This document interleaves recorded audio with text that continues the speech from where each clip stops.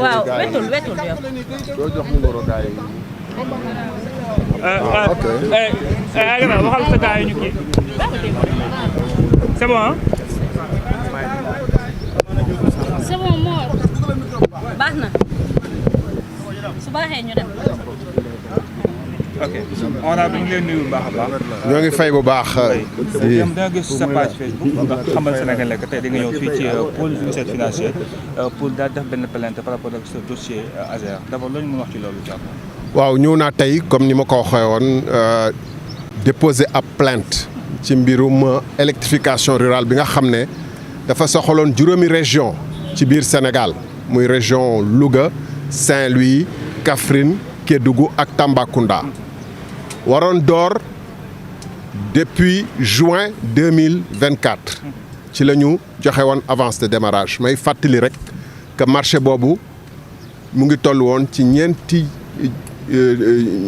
téeméer ak juróom milliards 91 milliards ak donc 91 mooy juróom ñeenti fukk ak benn milliard te waroon électrifier lu toll junni ak juróomi téeméeri dëkk donc junni ak juróom téeméeri dëkk bu démarré ci diiru 36 mois maanaam ñetti at donc tey waroon na xaaj waroon nañu gis au moins lu tolloog junni wala ay juróom-ñetti téeméeri dëkk yoo xam ne électrifié nañ ko waaye marché bi dafa démarré rek amay tolof ndax dañu gis ni que dañu déposer avance de démarrage bi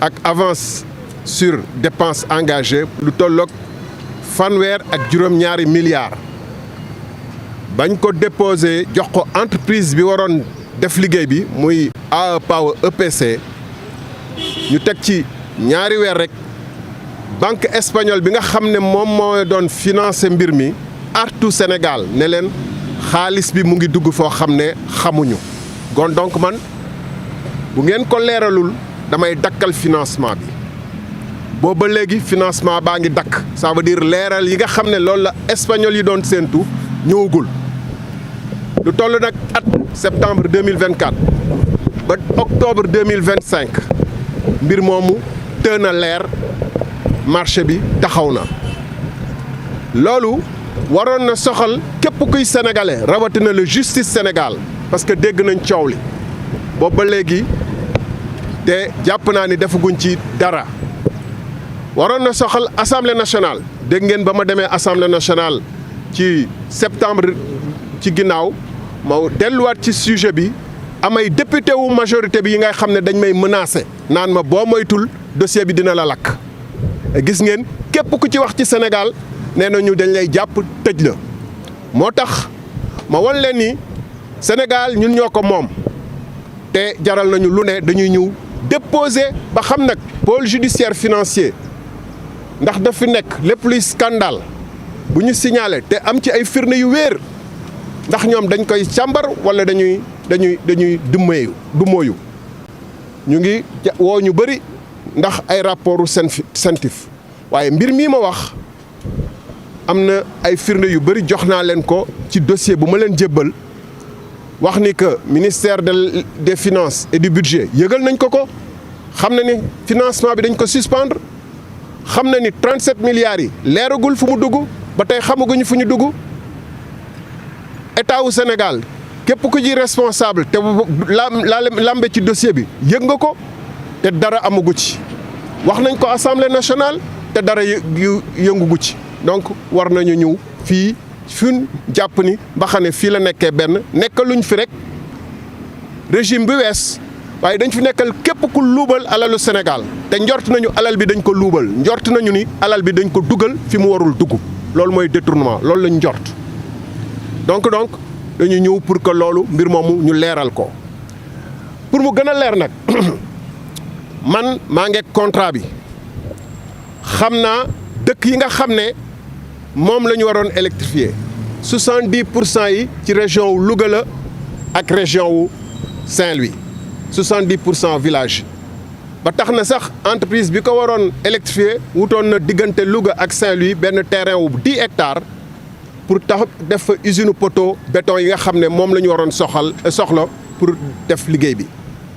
fii ñu toll temm bu fekkee ne liggéey bi tàmbale woon na ba sori parce que 37 milliards la ñuy wax lu toll ak juróom benn téeméeru dëkk la waroon électrifier da doon fekk ni chantier yaa ngi dem donc maa ngi invité presse bi ne leen man mii naa dem tourner ci dëkk yi nga xam ne moom la ñu waroon électrifier rawatina ci région Louga ak région de Saint-Louis yor naa turu dëkk yi yor naa seen géolocalisation xam naa fu mu féete ci kanam tuuti ci fi lekk ay fan naa leen informer début wu tournée boobu ku mu soxal ci yéen te Sénégal ñor ko te dëgg bi tamit ñor ko maa ngi koy invité ñu ñëw ànd dem seeti fi nga xam ne nee nañu foofu la ñu waroon électrifier ci dans le cadre du périmètre muy 5 régions yi nga xam ne marché de base bi moom la concerné loolu laa amoon li may wax ci njëlbeen bi ma wax ko ci nasaraan.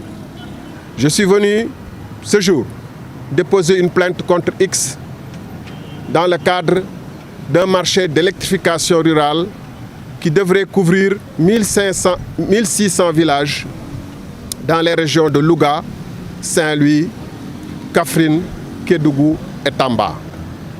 Ce marché devrait être financé par la banque espagnole Santander et l'avance de démarrage a été délivrée le 11 juin 2024, c'est-à-dire il y a 16 mois. En septembre 2024, il y a plus d'1 an, la banque Santander alertait les autorités sénégalaises concernées que les 37 milliards étaient sans doute en train d'être utilisés à d'autres fins que l'électrification rurale des villages dans le périmètre concerné. Ce dossier a fait l'objet de multiples rebondissements dont il n'est pas utile que je revienne ici dans les considérations techniques. Je m'en suis largement exprimé par ailleurs. Ce que je veux dire aujourd'hui, c'est que le marché est à ce jour, le financement est à ce jour suspendu, ce qui est la preuve que les preuves attendues par la banque Santander ne sont pas encore délivrées. Le marché reste suspendu. On devrait être à mi-parcours puisque le marché devrait être sur 36 mois. On a déjà couvert près d'une vingtaine de mois depuis le 11 juin ou plus de 18 mois depuis le 11 juin 2024. Donc, il devait être à mi-parcours. On aurait dû voir au moins 700-800 villages électrifiés dans le cadre de la zone concernée. Puisqu'il est difficile aux autorités sénégalaises de prouver où est-ce que l'argent est rentré, puisque quand on soulève les questions, on fait l'objet de menaces. Je l'ai fait à l'Assemblée nationale du Sénégal. Et je me suis fait attaquer par plusieurs députés qui devaient défendre la République, mais qui défendent leur parti, qui m'ont dit que je risquais d'être électrocuté par ce problème. Vous avez suivi les derniers développements qui représentent une menace pour dire aux gens, vous n'avez pas le droit de soulever le couvercle sur ce problème-là. Nous le soulèverons. Non seulement nous le soulèverons le couvercle, mais je connais les villages qui sont concernés par le marché de base. J'ai la liste. 70% de ces villages se trouvent entre les régions de Louga et de Saint-Louis. À tel point d'ailleurs que l'usine de poteaux-béton qui devrait être fabriquée pour le marché, les poteaux-béton qui devraient être fabriqués pour le marché, est installée entre la région de Saint-Louis et la région de Toulouse, où devrait être installée, puisqu'un terrain de 10 hectares avait été acquis par l'entreprise AEPA Sénégal pour fabriquer ces poteaux-béton. Eh bien, nous irons dans les régions de Louga et de Saint-Louis, s'il plaît à Dieu. Nous irons dans les principaux villages qui figurent dans le marché. Et j'invite les Sénégalais qui se sentent concernés, notamment la presse, à suivre. Dans les prochains jours, nous vous dirons quand est-ce que nous nous y rendrons et les villages qui devraient être concernés par le marché de base.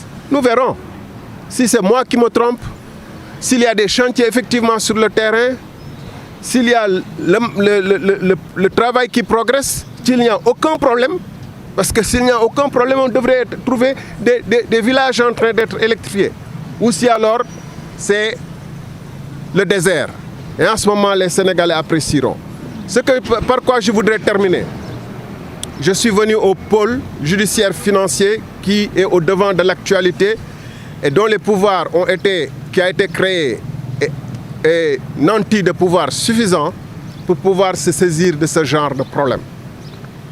Les indices probants sont assez importants puisque le pôle judiciaire financier fait l'objet et au devant de la scène, devant de l'actualité et convoque tous azimuts.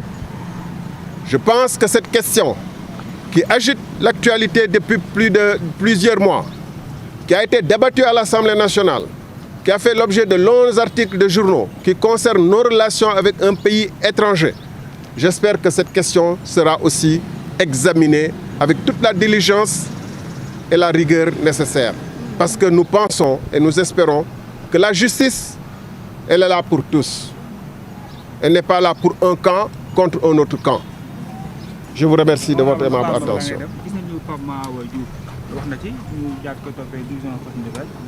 Devant la barre, il a dit qu'il a même utilisé mots prononcés. Je suis bien au courant des développements intervenus dans l'affaire qui concerne. Mais je suis aussi, moi, solide sur les faits que je viens d'exposer et que j'expose depuis des mois. Les péripéties en marge de mon chemin ne me concernent pas, je reste sur mon chemin, droit dans mes bottes. Merci. Merci beaucoup, honorable.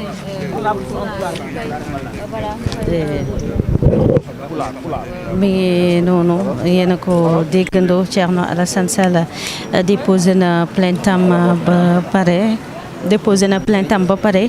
Loolu nag ci lu mu ko waxee devant les journalistes da ci commencé jot ay